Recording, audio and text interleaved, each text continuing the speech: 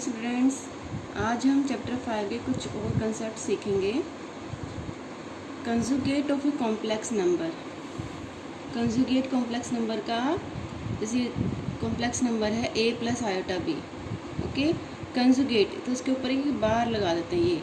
ये सिंबल है कंजुगेट का। इसका मतलब है आयोटा को माइनस आयोटा में चेंज करना है। ठीक है, तो conjugate of a complex number means change iota to minus iota. तो ये क्या बन जाएगा, a plus iota b। Okay, simply आपको आयोटा का माइनस आयोटा में बनाना है। अगर वो ऑलरेडी माइनस है तो वो प्लस बन जाएगा।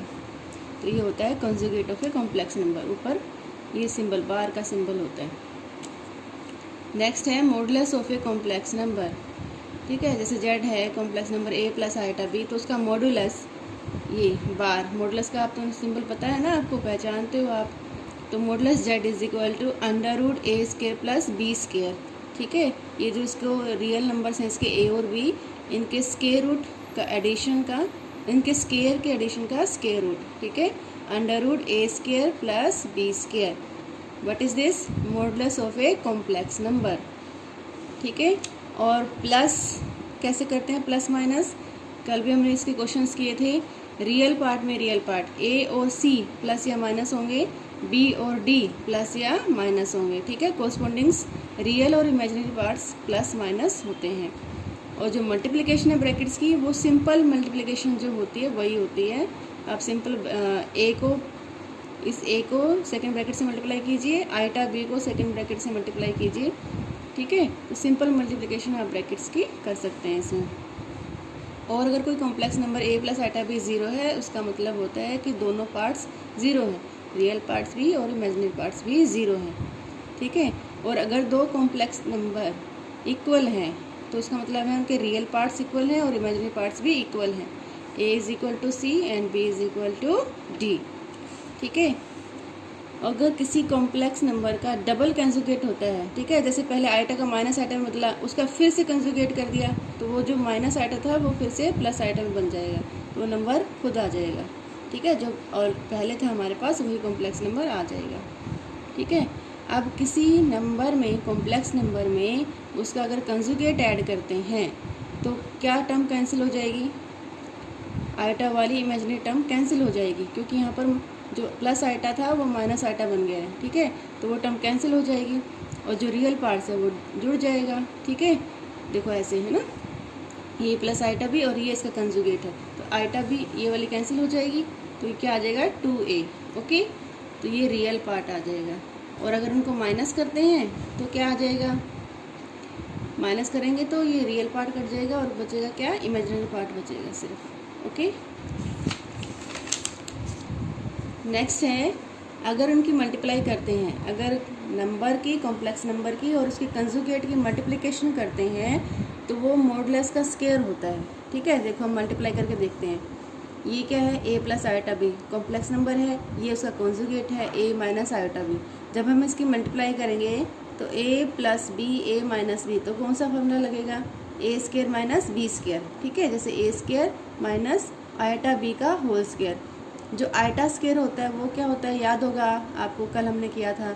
आयोटा स्केयर की क्या वैल्यू होती है, आयोटा स्केयर होता है -1। ठीक है, तो आयोटा स्केयर -1 है, उस माइनस से ये माइनस क्या बन जाएगा, प्लस बन जाएगा, तो क्या आ जाएगा a square plus b square. ठीक है, और मॉडुलस क्या होता है, मॉडुलस क्या होता है कॉम्प्लेक्स नंबर का, under root a square plus b square. जब हम इसका स्केयर करेंगे तो हमारे पास यही आंसर आ जाएगा, a square plus b square. ठीक है, तो ये रिजल्ट है जो आपको याद रखना है, ये काफ़ी यूज़ होता है। z और z कंजुगेट का मल्टीप्लिकेशन मॉडुलस z के स्केयर के इक्वल होता है। ओके, अच्छा, कंजुगेट को प्लस माइनस में हम अलग सेपरेट कर सकते हैं। ठीक है, जैसे z plus z1 plus z2 दो कॉम्प्लेक्स नंबर को ऐड या सब्ट्रैक्ट करके कंजुगेट करें, या उनका अलग अलग कंजुगेट करके प्लस माइनस करें, तो ये सिमिलर चीज़ है। ठीक है, दोनों आंसर सेम आएंगे। मल्टीप्लिकेशन में भी हम कंजुगेट को अलग कर सकते हैं, आराम से अलग कर सकते हैं, और मॉडुलस वह है वो भी आप अलग सेपरेट कर सकते हैं। ठीक है, और अगर किसी कॉम्प्लेक्स नंबर का जो मॉडुलस है वो ज़ीरो है, इसका मतलब कॉम्प्लेक्स नंबर खुद ज़ीरो है। ठीक है, अच्छा, अब हम देखते हैं geometrical representation of a complex number.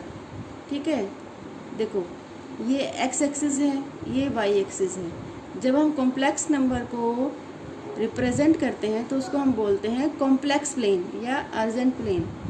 ठीक है, तो ये जो एक्स एक्सिस होता है ये रियल एक्सिस माना जाता है, और जो वाई एक्सिस होता है ये इमेजिनरी एक्सिस माना जाता है। ठीक है, तो ये एक्स और ये वाई, तो ये पॉइंट है पी एक्स वाई। ओके, तो ये कौन सा एक्सिस होता है? ये रियल एक्सिस और ये इमेजिनरी एक्सिस। और ये सारा प्लेन कौन सा प्लेन होता है? Complex plane. ठीक है, मतलब वाई की वैल्यू के साथ आयोटा यहाँ पर अंडरस्टूड है।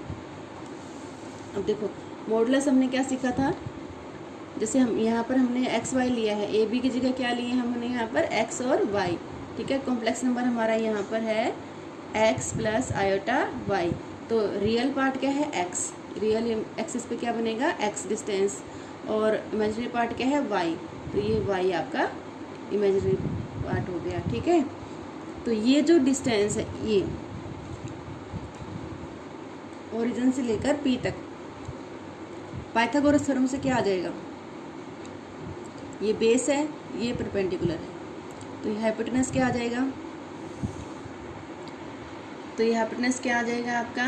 X square plus y square. ठीक है ना, पाइथागोरस थ्योरम हमें आती है ना। तो ये जो ओपी स्क्वायर है ये क्या बन जाएगा? X square plus y square. तो ओपी क्या बन जाएगा? Under root x square plus y square, और यही हमारा क्या होता है? मॉडुलस।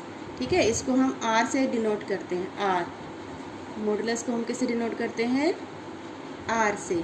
तो आर की वैल्यू मॉडुलस क्या हो गया? X square plus y square. ये डिस्टेंस होता है, ओरिजिन से पॉइंट तक का डिस्टेंस होता है मॉडुलस।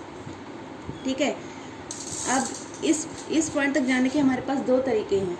एक तो ये यहाँ से लेकर यहाँ तक।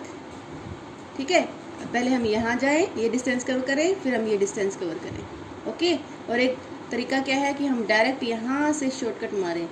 ठीक है, तो इसके लिए हमें दो चीज़ें चाहिए, एक तो ये डिस्टेंस चाहिए, कितना डिस्टेंस है, दूसरा ये एंगल चाहिए। ठीक है, ये एंगल, ये डिस्टेंस तो हमने निकाल लिया पाइथागोरस थ्योरम से। ये डिस्टेंस हमारा कितना आया है? Under root x square plus y square. अब हमें क्या चाहिए? थीटा, किस एंगल पे इंक्लाइंड है ये लाइन, ये भी हमें पता होना चाहिए। ठीक है, तो यहाँ से हम साइन थीटा देखेंगे। साइन थीटा क्या होता है? Perpendicular upon hypotenuse. परपेंडिकुलर क्या है?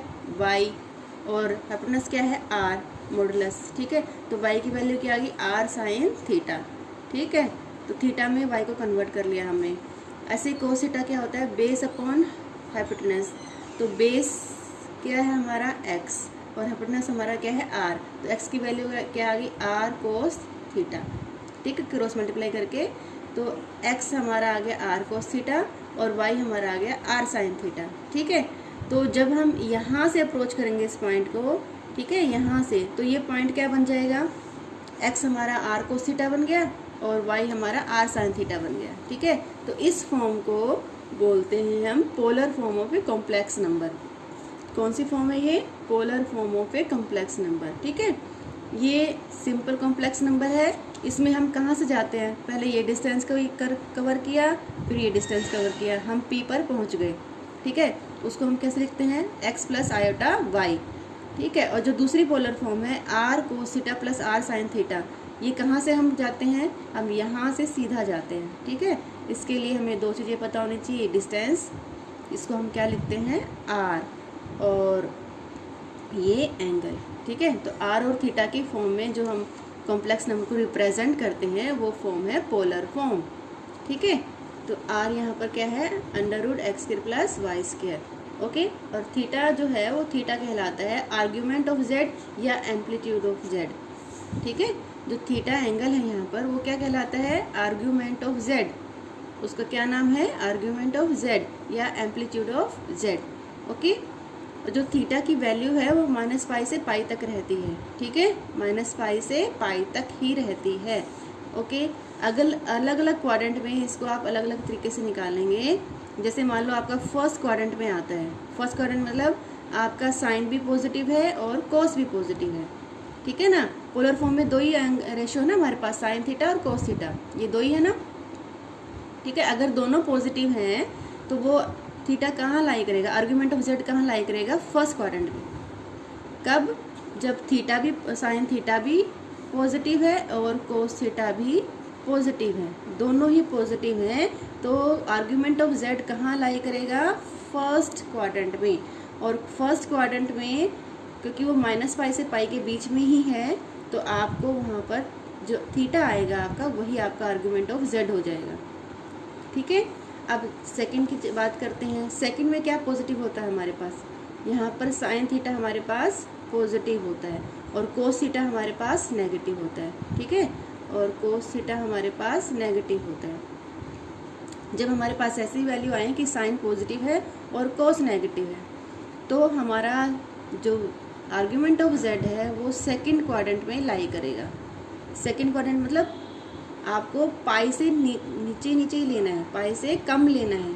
ठीक है, तो उसको आर्ग्यूमेंट ऑफ जेड निकालने के लिए पाई माइनस थीटा करना पड़ेगा। ओके, क्या करना पड़ेगा, pi minus theta. Second quadrant के लिए आपको आर्ग्यूमेंट ऑफ जेड निकालने के लिए पाई माइनस थीटा याद रखना पड़ेगा। अब थर्ड क्वाड्रेंट की बारी है। थर्ड क्वाड्रेंट में क्या होता है, टेंजेंट प्लस में होता है, मतलब साइन भी नेगेटिव मिलेगा, साइन थीटा भी नेगेटिव है, कोस थीटा भी, दोनों ही क्या है, नेगेटिव वैल्यूज होंगे। तो इसका मतलब हमारा आर्ग्यूमेंट ऑफ जेड कौन से क्वाड्रेंट में है, थर्ड क्वाड्रेंट में। ठीक है, थर्ड क्वाड्रेंट में हमें नेगेटिव रोटेशन से एंगल लेना है। ठीक है, क्योंकि -π से π के बीच में रहना है ये, तो इसमें नेगेटिव रोटेशन लेना है। नेगेटिव मतलब यहाँ से हम यहाँ तक आए, -π हो गया, -π प्लस थीटा लेना है। ये याद रखना है आपको। अगर थर्ड क्वाड्रेंट में साइन और कोस दोनों ही नेगेटिव हैं, तो आपको argument of Z -π plus theta से निकालना है। ठीक है, अब फोर्थ क्वाड्रेंट की बारी है। यहाँ पर क्या पॉजिटिव होता है, यहाँ पर हमारा कोस थीटा पॉजिटिव होता है और हमारा साइन थीटा नेगेटिव होता है। ठीक है, अगर हमारी ऐसी वैल्यूज़ आ रही हैं कि साइन नेगेटिव है और कोस पॉजिटिव है, तो इसका मतलब हमारा थीटा कौन से क्वाड्रेंट में है, फोर्थ क्वाड्रेंट में है। तो उसको नेगेटिव रोटेशन लेंगे तो माइनस थीटा हो जाएगा। आर्ग्यूमेंट ऑफ जेड क्या वैल्यू आ जाएगी, -θ। ठीक है, तो एक बार और रिवाइज कर लेते हैं। फर्स्ट क्वाड्रेंट में साइन और कोस दोनों पॉजिटिव आ रहे हैं, तो argument of z theta as it is लेना है आपको।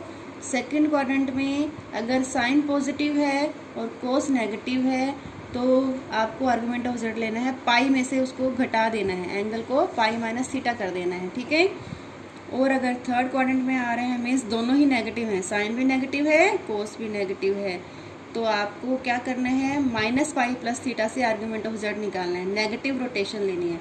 यहाँ से यहाँ तक आए -π हो गया प्लस थीटा। ठीक है, ऐसे करना है आपको। यहाँ से यहाँ तक आए, देखो यहाँ से यहाँ तक -π हो गया ना, और ये प्लस थीटा कर देना है आपको। ठीक है, तो ये बचा हुआ एंगल आ जाएगा आपका -π प्लस थीटा।